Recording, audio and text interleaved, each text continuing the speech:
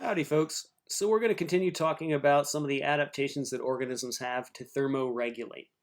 If you missed the previous lecture, um, we talked about some of the cellular level adaptations that organisms have to deal with plasma membrane permeability and how that varies with temperature, and also to deal with protein stability and how the tertiary structure and proteins can be denatured at higher temperatures. So if you haven't seen those lectures, please go and check those out before you continue on with this lecture. We're going to talk about in this lecture is some of the organismal level adaptations that organisms have to regulate their body temperature. And I want to start off talking about the importance of body temperature in general in animals. And the basic take home here is that there's tons of functions in animals that depend on being at the optimal temperature. And so this is just one example here of the relative performance of lizards and snakes and other related organisms versus temperature. And what you can see here is as these organisms get warmer and warmer and warmer, their ability to sprint, their overall endurance, their resting metabolic rates, their aerobic ability, their rates of digestion, and their efficiency of digestion all tend to increase as they heat up. And so all of these things are temperature dependent. And that's really dependent on things that are happening at the cellular scale, but these play out at the organismal level. And of course, you can also see that as organisms heat up or overheat, some of those functions decrease. And so the thing I'm trying to drive home here is that body temperature is really important for organisms to survive. So whether it's running away from predators or chasing after and capturing prey, you need to be able to sprint fast and you need to be able to digest those organisms. So all of these things are really important for organismal survival, and so temperature regulation is really important. And most organisms can thermoregulate, but the way they control their body temperature varies, okay?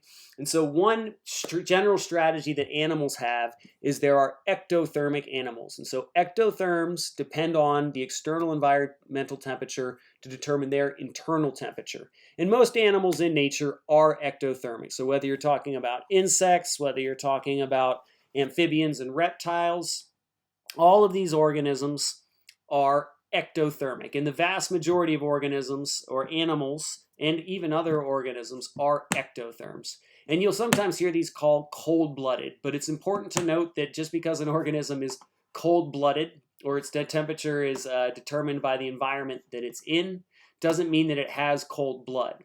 So for example, a rattlesnake can be in a desert habitat that's really hot, and their blood's going to be really hot too, right?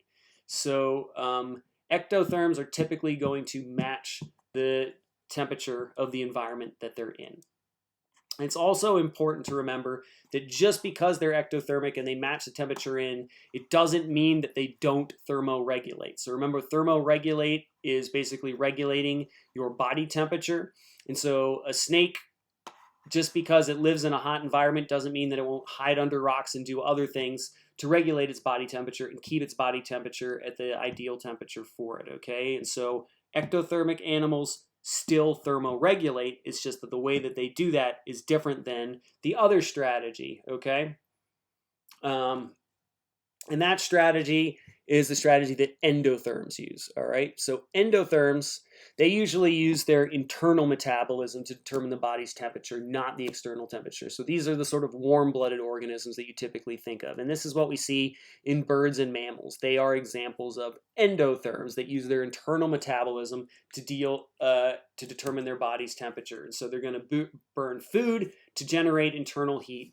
And that keeps their internal body temperature stable, okay? So they're not typically going to match the external environment, and it's often a higher temperature than the external environment. And this is a great example of maintaining an internal homeostasis because they have a very particular range of body temperatures that they need to stay within, much more so than the ectotherms, that although they do thermoregulate and do have an ideal body temperature, it's not as stable and not as constant as we'll see in the endotherms. Okay, so it's often thought that ectothermy is an inferior system to endothermy. And that's because of these costs associated with ectothermy. And so when we think of amphibians, when we think of fish, when we think of reptiles, when we think of insects, they're all examples of ectotherms. And ectotherms, they typically have a much less predictable body temperature. And because their temperature depends on their external environment, so they basically get any heat that they gain from their external environment, they can't generate it internally. It limits their overall activity, so they can only be active when they're able to find a temperature that heats up to the range that allows them to be active. And it limits their geographic ranges, so they can't go to places where it's really, really, really cold. And also, they're not always going to be at their optimum temperature like you would see in an endotherm. So mammals and birds, they maintain a constant body temperature. They're endothermic, and they're always at their optimum to be operating at their optimum for the most part. And so we look at ectothermy as a superior system. So here what we're looking at are body mass versus energy use. And here we're looking at endotherms. So this arrow points to passerine birds. So these represent birds. These represent placental mammals. And then all of these lines down here represent the ectotherms. So salamanders, reptiles, and lizards. And what you can see on this is basically this is the body mass of all those different types of organisms. And this is their energy use, okay? So this is their overall energy use per unit time. And what you can see is endotherms, the birds and the mammals, consume a lot more energy than salamanders, reptiles, and lizards do. And as organisms get smaller and smaller and smaller, they tend to increase their overall energy usage per unit time. But the big sort of trend to pull from this is that overall endotherms use up way less energy. Endotherms use up way more energy than the ectotherms do. Okay, so this is a huge benefit of ectothermy. It's that overall they require less energy to survive on a day-to-day basis. So that means they can live in lower energy systems where there's overall less food available to them. They don't need to consume as much food overall because they don't have as higher energy requirements.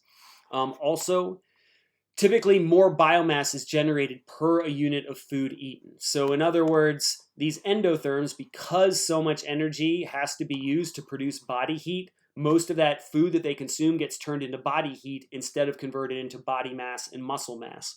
Whereas with these salamanders, these reptiles, and these lizards, these ectotherms, because the food they eat doesn't have to be converted into heat energy like we see in the endotherms, more of that energy from that food can be turned into biomass.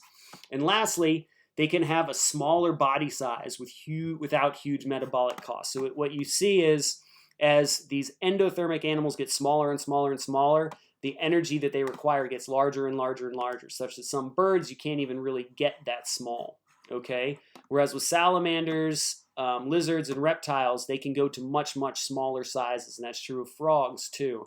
They can get to much smaller sizes. So that means you can have smaller sized organisms overall in these ectothermic groups.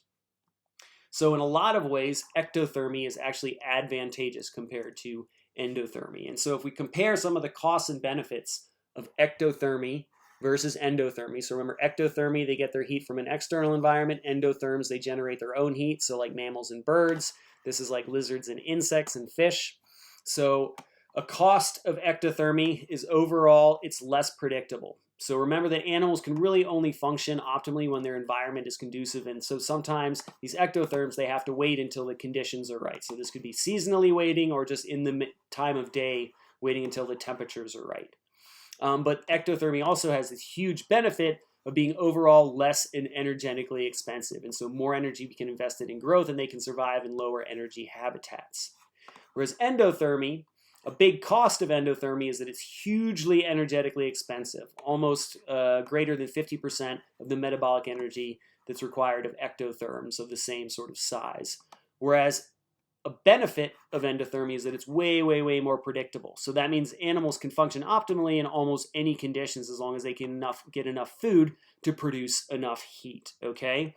And so we can think of this as a big trade-off, right? Being an ectotherm versus an endotherm. There's cost and benefits to both. And so we'll see different animals benefiting in some habitats, whereas there's greater cost in other habitats depending on whether they're an ectotherm or an endotherm.